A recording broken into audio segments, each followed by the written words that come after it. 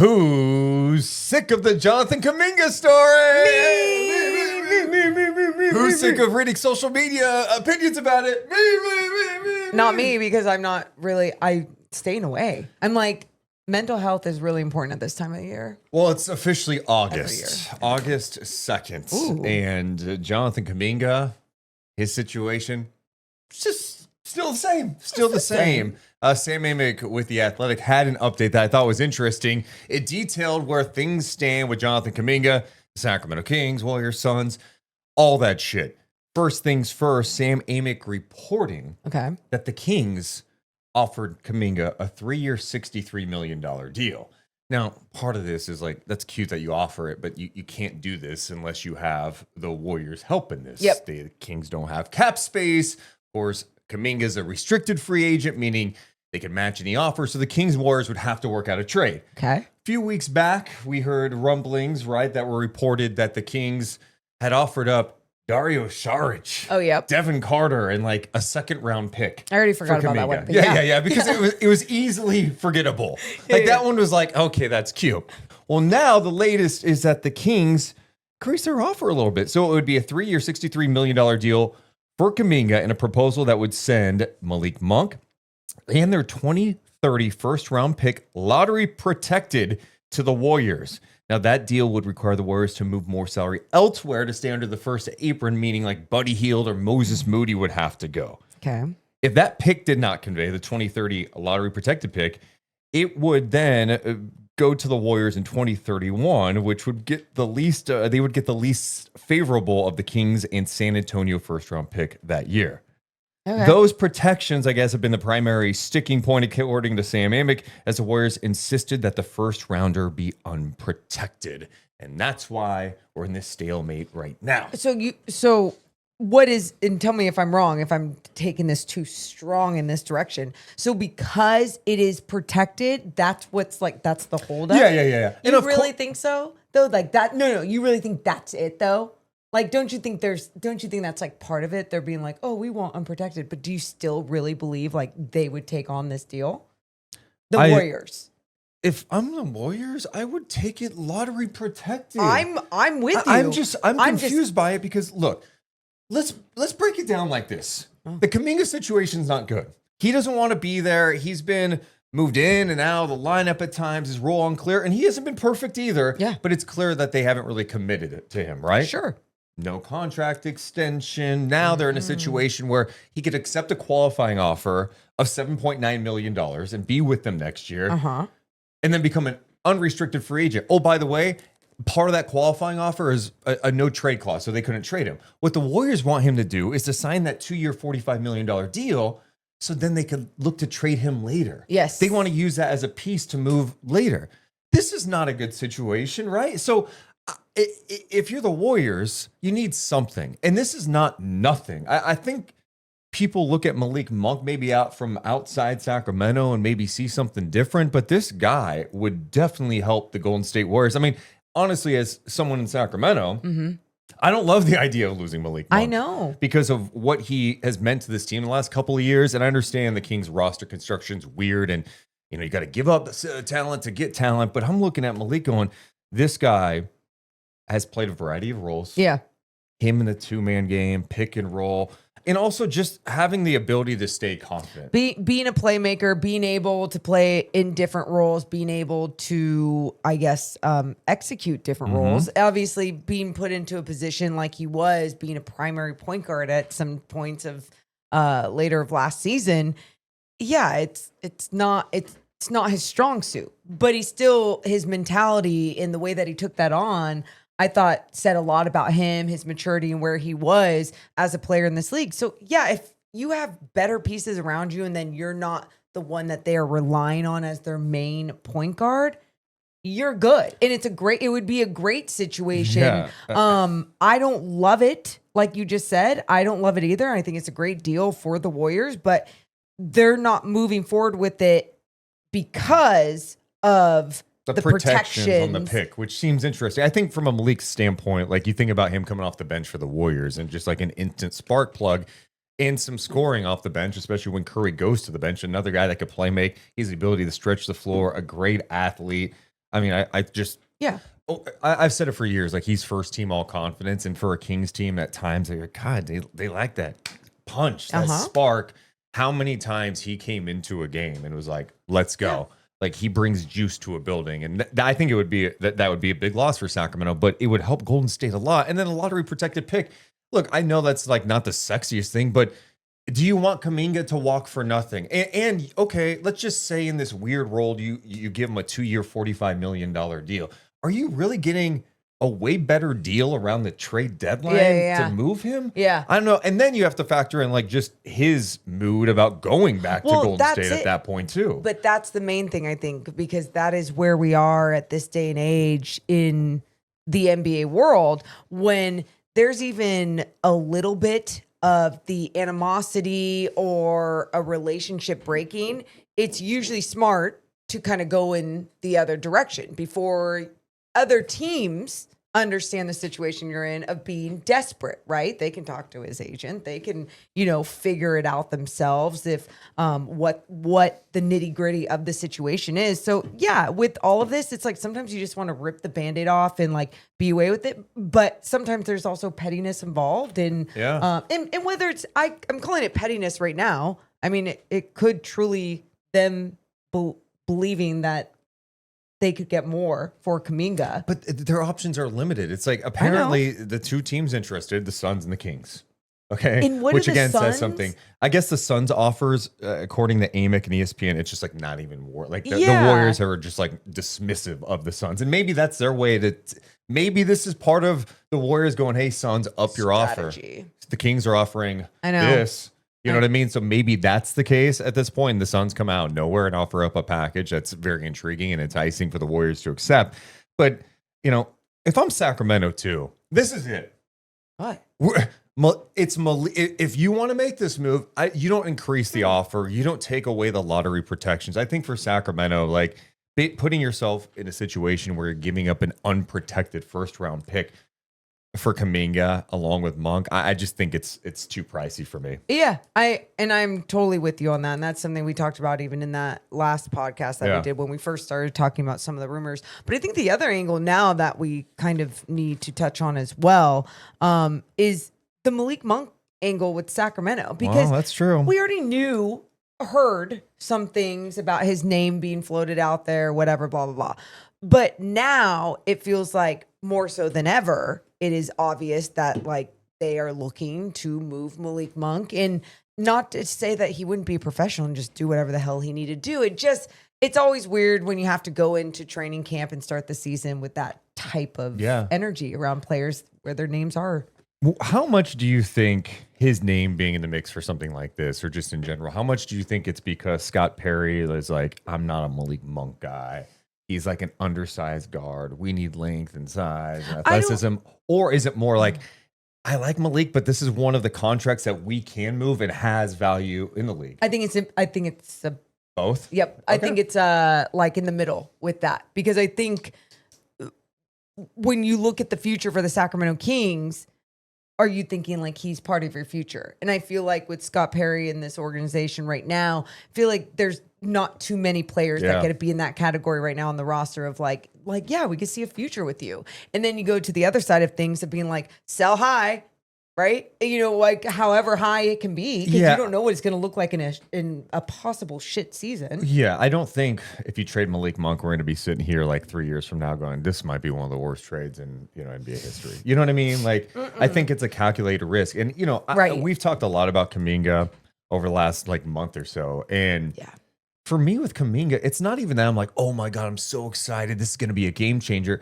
For a team that is like a lottery team, a fringe play-in team, taking a chance on a 22-year-old who has upside, has these flashes of go, oh, maybe there's something there.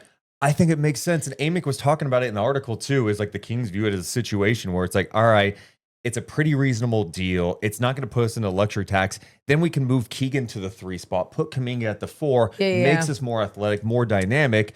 I think it's a move a team like Sacramento can make. And that's the other thing I want to add real fast. What? I don't think if you gave Kuminga a 3-year, $63 million deal, that in a year and a half, we're going to be like, this is the worst contract in league history. Like, I mean, it's not crazy. Especially in today's NBA. I think one of the thoughts before I lose it. Sorry. That no, it's okay. That I always think if I go, gosh, but if he couldn't figure it out there under a as stable as you want to call it from the outside, Golden State Warriors organization. Stable? Yeah, one of the players knock out someone at practice. Well, and that's what I just thought about as I was saying it. But like overall, right? Because my counter to this is the Warriors. Wait. Go ahead. Thank you. Let me finish the point and then you can get your counter in. So I'm like, okay, if he couldn't figure it out there, then what makes us think that he could figure it out underneath the Sacramento Kings and the organization where they're at today, right? But then I counter myself and I go, ooh, sometimes it's always about that new scenery. Plus, he might have learned a lot just even being around a star like Steph Curry that could help him in his growth and development in his career. I mean, my counter is that it's not like Golden State has been known for a great track record with Steve Kerr of developing young talent. Absolutely. You know, and I think and that's not to like crush him as a coach. I'm just looking at like some of the young talent. It's been a team that's been trying to maximize the championship window with one of the best players we've ever seen in the game in Steph Curry. So they've gone about it differently. And Kuminga's had his chances. He also makes mistakes. And I think Kerr's leash with him is much shorter. Yeah. And I think they just look at it as like, it's like this young guy playing with a veteran team. I think it's frustrating at times, but I think they also see the flashes of brilliance too. But, you come to this point where it's like, even if you like him, and I'm sure there's people within that organization who love him and they believe that he could turn into something. Even if you're like mixed on him, you also have to factor in like if he doesn't want to be here, like why are we doing this? And there's always a place for like every situation's different because I think sometimes there's people that you end up wanting to convince or you draft them even though they don't want to be a part of your organization. Like there's going to be situations, but this one feels like the ship has sailed. Yeah, like I mean, it would be a really shocking thing if we were like, man, Kuminga's back. It's on the 2-year deal, and they're actually keeping him. Yeah. They embraced him, and he's playing confident. And I think that's probably a big thing for him. He needs to go somewhere where he's empowered and feels confident and has the ability to make those mistakes. Right? Yeah. Like I think sometimes with young players, it's a tough balance, right? You want to like take them aside, but you also need them to just like figure it out with experience out there.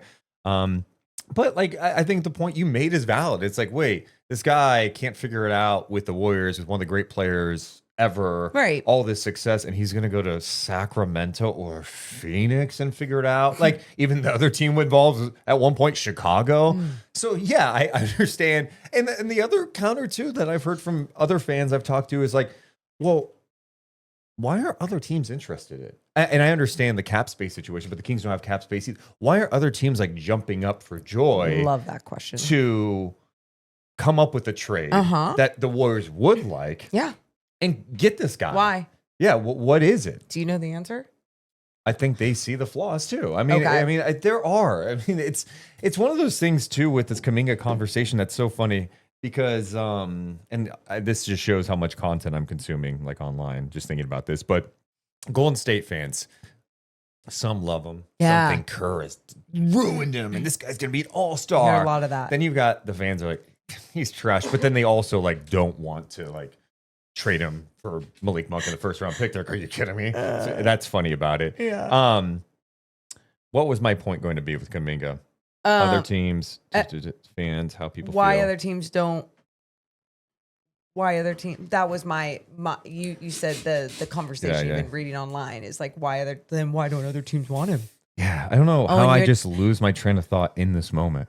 Well, I thought it was still some great points you were making until you lost your train of thought. Damn it. It's because I get one thing, and then I see all the branches of topics I want to hit, and then is that like a form of ADD? I don't know. ADHD? Maybe. Did you say ADD? ADHD? I mean, it could be, but it's okay. Calm down. This is so stupid. I may cut this out. Yeah, no, I love it. No, keep it all. Let the world know and see your ADD. How my brain is just all over the place at the moment. And where it goes to. But anyway, the whole point that we were talking about with other teams noticing his flaws. Oh, yeah, his flaws. His flaws. But again, 6'8" athletic freak. I was watching some YouTube clips of him today just to like, okay, how am I really feeling about him today? I'm like, oh my God. And the player who popped in my mind thinking about watching his explosiveness sometimes, Sean Kemp. Sean Kemp with the Sonics. Oh my, the Rain Man, just nasty. The Kings haven't had an athlete like that in forever. Sure. And so you see those flashes. You see his ability to move off ball, and you start thinking about, ooh, with ball movement, the off ball action, it's a bonus drop and a dime. You see him defensively at times just be so engaged. It's not even necessarily like, for me, it's not the fit that I think of when I think of Jonathan Kuminga, because that's not to Jonathan Kuminga. That's more because that's where this roster is. That's where this organization is right now, with this season, going into this season. And so like when I think of Jonathan Kuminga, I'm more thinking of like the low risk, because he is so young, because he is so athletic, and because this team doesn't have an identity, doesn't have like exactly where they're gonna go next season and what they're gonna be. So it's like, yeah, you might as well like add to the mumble jumble, but with some youth. I mean, and athleticism. Scott Perry, it's like Scott Perry bought a house that is a big time fixer upper, and he gets into it. And there's some potential here. Yeah, it's got some. You know what? Nice backyard. There's something here, right? First, when you did say that, like Scott Perry bought a house and it's a fixer-upper, I was like, how do you know this? No. Okay. I'm just talking about this example. Well, then you start digging around. You get some contractors come out, and you go, oh my God. Yeah. Look at this major leak underneath the house. The foundation's a little... termites. So even if you replace the windows, the house isn't nice yet. So Kuminga coming in, it's not like... Here's how I put it. I think if this deal ends up happening and the Kings and Warriors figure out whatever needs to happen, they execute this deal, the Kings are going to get clowned. And they're going to get clowned because people are going to look, if their offseason's like, wow, they added Kuminga and Westbrook, two guys who can't hit threes. What is this team? Dennis Schroeder's on line one. Schroeder, like, what is this squad? You're going to get a lot of that. Yeah. But I'm going to maintain it's not about this year. That's where I'm at. I'm like, who cares? Hey, clown. I don't care. Clown it. Clown it. Just don't give a shit. I know there's a lot. We have a leak underneath the house right now. I need some new windows. I need some new windows. So many years where like I'm like, God, the Kings are always just getting shit on. Like, and in times like they really don't deserve it. Just it's like it's been the reputation over so many years, whatever. And that's why this year, do it. Don't care. I literally don't care because I have no emotional connection to I guess my expectations and what it's going to be this year. And I think that can actually end up making it a lot more fun for me. And I'm serious. It's amazing the mental gymnastics we have to do as Kings fans. It's like, if this happens, it changes our mindset. Maybe we enjoy the season more, even if it's bad. Yay! Who's down for the ride? I think we talked about from Golden State's perspective of like, hey, Malik Monk in a first for Kuminga, like, why wouldn't you do that? Now, the other subplot that a lot of fans have mentioned, Sam Amick added it to his piece, was just that, hey, they would have to move additional salary, and that's Moody or Buddy Hield. I think, if you're choosing what to move, I would move Buddy. I would keep Moody because of his size and length, and I like his game. I feel like he should be a bigger part of their rotation. But you got to remember, this is also holding up other moves right now for them, right? We talk about D'Anthony Melton. They're trying to bring him back. Al Horford's another guy. GP2, I think, was the other one. So there's all this stuff that is just hanging here because Kuminga and the Warriors are on the front, on the same page. So August, what, 2nd? August 2nd. August 2nd. Maybe training camp end of September. Beginning of October. So the deadline for him to pick up that. Thank you. Okay, what? The qualifying offer. Yeah. If Kuminga goes, hey, you know what? Screw this. I'm not getting what I want. I'm agreeing to the qualifying offer of $7.9 million. He has to do that by October 1st, which is the start of camp. October 1st. Yeah. Okay. So there's some time here, but that option, I just don't. That one's tough for me because that could be the desperate one though. Or I'm sorry, like if all else fails. Yeah, I get it, but for him, it's like, okay, so what if like you don't really? You're making $7.9 million. You've got like a no trade clause in there, and then they're not playing you. What's that mean for you in unrestricted free agency next year? Our teams lining up in that situation. So there's not many great options here. So I guess if you're Kuminga and nothing goes your way, don't you just take the 2-year whatever? Because it's like you're making, just making like 10 more million or whatever. But then you don't totally get to control where you get traded to. And I don't know if that matters for him too. Like if and I think for him, there is appeal in I know it seems crazy, but the appeal in Sacramento is I love Sacramento. no, but you know, as an I NBA know, team, it's I like know. the appeal is, well, they kind of believe in me. They're investing in me, Yeah. a starting spot, and more opportunity. Yes. And that he may not get that everywhere. I mean, if they send him somewhere else where he's coming off the bench, maybe he's frustrated. I don't know. and maybe his agent is telling him like, hey, you could be a star here. I don't know. I don't know those Go back to the conversations. Kings for a second. Sure. What? When you close your eyes and you hear an alert come in, Okay. just I want you to picture it. Actually, here we go. Oh, Morgan, close your eyes. We have an update. Malik Monk and a first-round pick to the Warriors for Jonathan Kuminga. How do you feel about that from a Sacramento standpoint? This feels like you're my therapist. Yeah. Yeah. Okay. So I have to dig deep. Okay. You know what? First thing was like, oh, sad about Malik Monk. Malik Monk in a Warriors jersey kind of makes me sick. And you know should damn make you well sick. he's coming to Sacramento. And And he's going to, I think he'll embrace the heel role a little bit. I think he'll get an amazing ovation, but then it's like, it's over after Yeah. that. I think he'd have a chip on his shoulder. Oh, He'd be yeah. trying to go dunk on Sabonis' head. Oh yeah, of course. I Yeah. mean, isn't there obviously with Charlotte for different reasons? Yeah. This one, yeah. I mean, but it just, This is where he's had some of his best basketball being played in his career here in Sacramento. and he's So wearing a Warriors jersey. getting traded away. Yeah. A team being like, we don't want you. But- Hell yeah. But also the fact that he gets to go to the Warriors. So I think that's a fair one. Yeah, I'm just such a big Malik Monk fan over the years. He's been one of my favorite Kings. You know? Absolutely. So it would bum me out if that ended up being the case. But I'd also understand it. That's where I'm at. I'm just in full understanding mode. And I think that mode, I still expect like, I don't know, a style of basketball to be played next year. And when I say that, I don't think it's going to be just complete trash. Like I think you do have competitors on this team that do want to play well. And if things like that were even done, well, I mean, Jonathan Kuminga would also have a chip on his shoulder of like, okay, it's my time to shine kind of thing or whatever, you know? And it's like, well, Keegan, it needs to be your time to shine too. So take that ball back. You know, it's just like all those things. I think next year we're going to see if there's tweaks that are made and people aren't salty going into the season for the Sacramento Kings because tweaks are made, then yeah, I think we could see some people that just like want it. There's like a different type of want, even if it is kind of weird. The thing I'm really interested in is if somehow this deal gets worked out and we keep talking about, oh, Kuminga's going to come in and be the starter. Okay, like, well, DeMar DeRozan's still on the team. Yeah. Does this trigger another trade? Like maybe there's something else out there that they're waiting on before this deal gets done or something.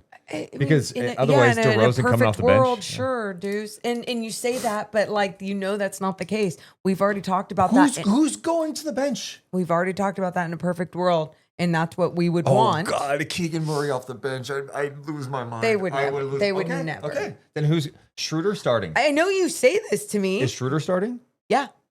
Levine. Yeah. Yeah. Okay. Keegan. Keegan. Uh-huh. Kuminga if he's here. Uh-huh. And Sabonis. You don't get 6 starters. So who's not? Well, but maybe it would be DeMar over Kuminga, and then Kuminga come off the bench.